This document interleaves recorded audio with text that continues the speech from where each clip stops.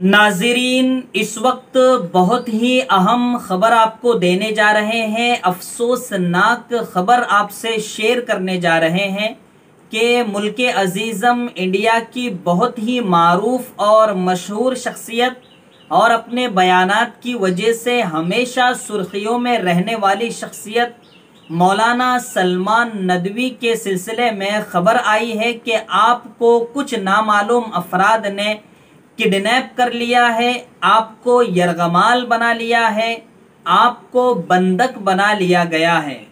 जी हाँ नाजरीन, आप सुनकर वाकईतन अफसोस कर रहे होंगे। आपने मौलाना सलमान नदवी का हाल ही का एक बयान जिसमें उन्होंने आले सऊद की मजम्मत की है इस फैसले पर कि वो मदीनतुल मुनव्वरा में 10 सिनेमा हॉल खोलने का फैसला कर चुके हैं, जिस पर मौलाना सलमान नदवी ने बड़े सख्त अल्फाज में मजम्मत की और साथ ही साथ इंडिया और पाकिस्तान के उलमा को भी ललकारा। उसमें खास तौर से मौलाना अरशद मदनी, मौलाना राबे हसनी नदवी और शेखुल इस्लाम मुफ्ती मोहम्मद तकी उस्मानी के लिए भी कुछ अल्फाज का उन्होंने इस्तेमाल किया, जिसके बाद वाज़े तौर पर कहा जा सकता है पहले भी वो सहाबा के सिलसिले में बहुत सी खबरें दे चुके हैं और बहुत सी बातें कर चुके हैं और सहाबा के सिलसिले में ये तक कह चुके हैं कि कुछ सहाबा रास्ते से हट गए थे, नाउज़ु बिल्लाहि मिन ज़ालिक। और अब इस फैसले के बाद, सऊदी अरबिया के इस फैसले के बाद, उन्होंने जहां शेखुल इस्लाम मुफ्ती मोहम्मद तकी उस्मानी पर निशाना साधा है, निशाना उनको बनाया है और साफ तौर से ये कहा है कि मुफ्ती मोहम्मद तकी उस्मानी ने मजम्मती ट्वीट लिखा और इन्ना लिल्लाह का लफ्ज इस्तेमाल किया, तो मैं मुफ्ती मोहम्मद तकी उस्मानी के इन्ना लिल्लाह पर इन्ना लिल्लाह पढ़ता हूँ। इस तरह मौलाना सलमान हुसैनी नदवी ने बयान जारी किया था, जिसके बाद साफ तौर से ये कहा जा सकता है कि मौलाना सलमान नदवी के ज़हनो दिमाग को किडनैप कर लिया गया है, यरगमाल बना लिया गया है, बंधक बना लिया गया है। जी हाँ नाज़रीन, मौलाना सलमान हुसैनी नदवी सियासी एतबार से बाज नजरियात का मैं खुद उनकी तायद करता हूँ, बाज नजरिए से मैं खुद उनके मुत्तफिक हूँ, लेकिन कुछ चीजें वो इस तरह तोड़ मरोड़ कर पेश कर देते हैं कि वो कहते हैं ना कि दूध में बिल्कुल पेशाब का कतरा डाल देते हैं, ऐसे ही उनके बयानात का हाल हुआ करता है। उन्होंने बहुत अच्छी मजम्मत की, मैंने भी एक वीडियो शेयर किया अपने चैनल पर, आप देख सकते हो कि आले सऊद का ये फैसला बिल्कुल गलत है और काबिल मजम्मत है। लेकिन मौलाना सलमान नदवी ने मजम्मत करते हुए शेखुल इस्लाम मुफ्ती मोहम्मद तकी उस्मानी पर जो इल्ज़ाम आयद किया है, वो उस इल्ज़ाम का दिफा करना चाहता हूँ और अंधा बनकर दिफा नहीं करूँगा, बल्कि दलाइल के साथ दिफा करूँगा।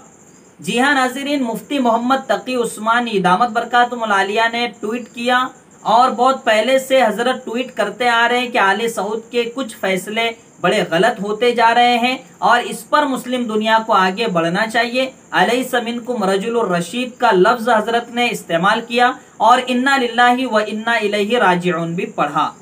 जी हाँ नाज़रीन, हजरत ने ये किया है, वाकईतन किया है और उम्मीद है इंशाअल्लाह अगर और ज्यादा मामलात अगर बिगड़ने लगेंगे और जब वाकईतन ये फैसला लेने का होगा कि हुकूमत को बोला जाए, इसी तरह आला मेयार पर बात की जाए, तो इंशाअल्लाह हजरत करेंगे। रह जाती बात मौलाना सलमान हुसैनी नदवी की, तो मैं उनसे रिक्वेस्ट करना चाहता हूँ, गुजारिश करना चाहता हूँ कि आपने भी मजम्मती अल्फाज के अलावा क्या किया है? आपने भी आले सऊद की मजम्मत करने के अलावा कौन सा काम किया है? आपके जो नूरे नज़र है, आपके जो मंजूर नज़र है, आप जिनकी आए दिन तारीफें करते रहते हो, जिनके पास जाकर और जिनके हवाले देकर बातें करते रहते हो, ईरान, उनसे आपने क्यों दरख्वास्त नहीं की? उनसे आपने क्यों रिक्वेस्ट नहीं की कि आले सऊद के फैसले पर एक्शन लो, उनसे बात करो या मजम्मती बयान जारी करो? आपने तो ईरानियों से कोई बात नहीं की, जबकि आपकी नज़र में ईरान तो दूध का धुला हुआ है, आपकी नज़र में ईरान तो बहुत पाक और साफ मुल्क है, जबकि ईरान की मुस्लिम दुश्मनी सबके सामने है। ईरान ये कितनी दुश्मनी रखता है मुसलमानों से सबके सामने है, लेकिन मौलाना सलमान नदवी को ईरान से प्यारा मुल्क कोई नहीं लगता। मौलाना सलमान नदवी को ईरान से बेहतर किसी की सियासत नहीं लगती। तो मौलाना सलमान नदवी साहब, कम से कम आप ईरान से दरख्वास्त कर देते तो मैं आपके बयान पर गौर करता कि हाँ सही कह रहे कि हजरत ने तो एक से दरखास्त की है, इन्हें भी करना चाहिए अपने मुल्क के ममालिक, अपने मुल्क के सरबराहान से। तो मेरे भाई, मैं बात ये कहना चाहता हूँ कि ना मुझे मौलाना सलमान नदवी से कोई जाती नफरत है और ना मैं मुफ्ती मोहम्मद तकी उस्मानी का अंधा बनकर दिफा कर रहा हूँ, बल्कि एतदाल ये बहुत बड़ी चीज़ है। जहां आपको बोलना है, मजम्मत करनी है, आप खुलकर कीजिए, चाहे अपना हो या पराया हो। और जहां आप तोहमत लगाकर किसी की मजम्मत करोगे तो ये आपकी गलती है।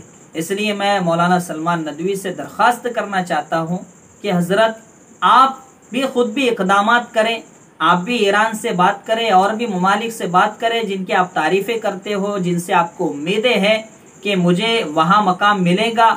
और क्यों मिलेगा, सबके सामने है बातें, आपके बयानात, आपके सहाबा के बारे में, हज़रत अमीर मुआविया के बारे में। तो ज़रा इतनी कोशिश ज़रूर कीजिए। उसके बाद इंशाअल्लाह उम्मीद है कि इन हजरात की भी इंशाअल्लाह आपको देखकर हिम्मत खुलेगी आपके मुताबिक, क्योंकि आपकी नज़र में तो सभी बुज़दिल बने हुए हैं।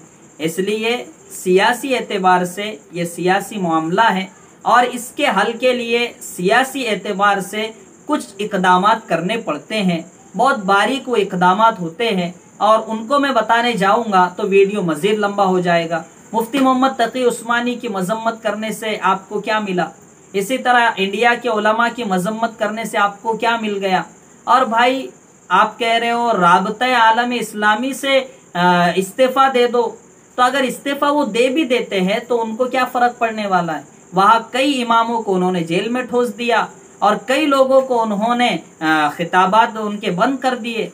तो राबते आलम इस्लामी में मुफ्ती मोहम्मद तकी उस्मानी जो अपनी बातें रखते हैं, उम्मीद है ये भी बात रखेंगे।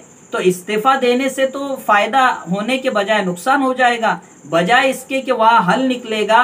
हज़रत अगर इस्तीफ़ा देंगे तो लोग तो फिर उनसे फ़ायदा भी नहीं उठा पाएंगे और हज़रत बात भी नहीं रख पाएंगे। इसलिए बातें कर लेना बहुत आसान हुआ करती है, लेकिन फैसले करना ये सोच समझ कर फैसले करना होते हैं। आपकी तरह नहीं कि आए और अंधाधुन फायरिंग कर दी और बस अपने बात को ख़त्म कर दिया। इसलिए मैं हज़रत मौलाना सलमान नदवी से दरख्वास्त करूँगा कि बयानात आप दें। आप बड़े हैं, वाक़ईतन बड़े हैं, लेकिन ऐसे बयानात ना दें कि आप बिल्कुल छोटे बन जाएं, बल्कि आपकी कोई कदर व कीमत ही न रहे।